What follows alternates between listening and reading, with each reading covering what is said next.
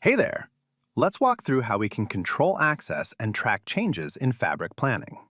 We're starting with a sales plan: channel, area, division, and product on rows, with quarters and months on columns. Alongside 2025 actuals, we've got three versions of the 2026 target, as well as two scenarios: best case and worst case. Before the plan goes out, let's make sure the right people have the right access and that every change along the way is on record. Now, before we get into it, a quick note that Microsoft Fabric's Workspace Access controls which semantic models are available for our plan item. Any row-level security configured in the semantic model carries through to control what data each user sees within it. What we're about to configure is Fabric Planning's own layer on top of that. Let's go to the security controls, starting with the Data Input tab. We'll set sales reps to read and senior planners to read and write.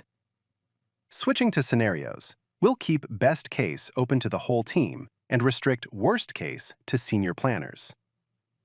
Over to comments, our finance director has left us a comment on a Q2 chocolate target. Let's limit this thread to a select group and assign a moderator who can lock or star comments. Lastly, writeback. Editing the plan and committing to the database are separate permissions, so we'll add the finance director here as the approver who can commit changes. With access set, let's make a couple of updates, revising the Q2 chocolate target for convenience and on-the-go APAC to 180,000 units and adding a volume gap between base 2026 and actuals 2025. Now let's see how Fabric Planning tracks those changes in the Audit section. The Data Input tab captures every change made to our target.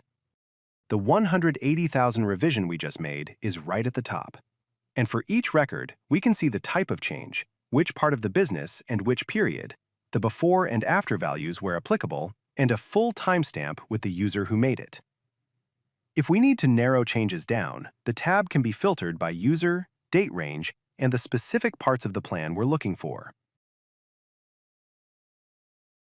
We can also switch to the consolidated view, which groups everything by type rather than time. The Reports tab works the same way for structural changes. The volume gap column we just added is already logged in here, alongside any report-level updates. And with that, we've closed the loop and our sales plan's ready to go out. Access is controlled upfront in security, and when the plan changes, Audit shows us exactly what moved, who moved it, and when.